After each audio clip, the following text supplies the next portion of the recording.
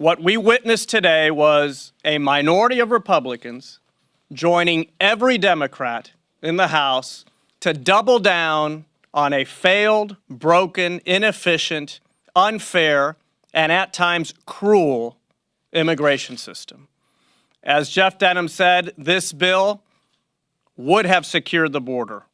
This bill would have provided certainty, secured a future for approximately 2 million young immigrants brought to our country as children, the victims of a broken immigration system. This bill would have closed a number of loopholes that are exploited by human traffickers and drug traffickers.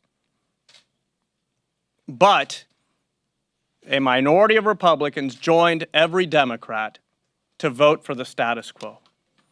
A lot of members of this House who for years have been talking about dreamers and about helping dreamers decided today that they prefer the politics, the petty politics of immigration instead of the solutions for immigration. How ironic that if you only care about the dreamers, if that's all you cared about, this bill gave 100% on that issue.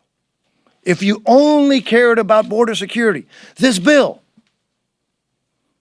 gave 100% of what has been asked for those who wanted border security. And if you're concerned, like so many of us are, about the separation of minors from their parents at the border, this bill has a permanent legislative halt to that. I think that there's not a district across the entire country that shouldn't be disappointed right now.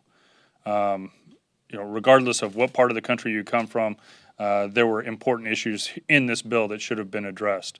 And this is something that each of us are going to have to go back home and explain to the folks that we represent what we're fighting for and why we're going to continue fighting on it. As far as the president, this was the 4 pillars. There's no question about it.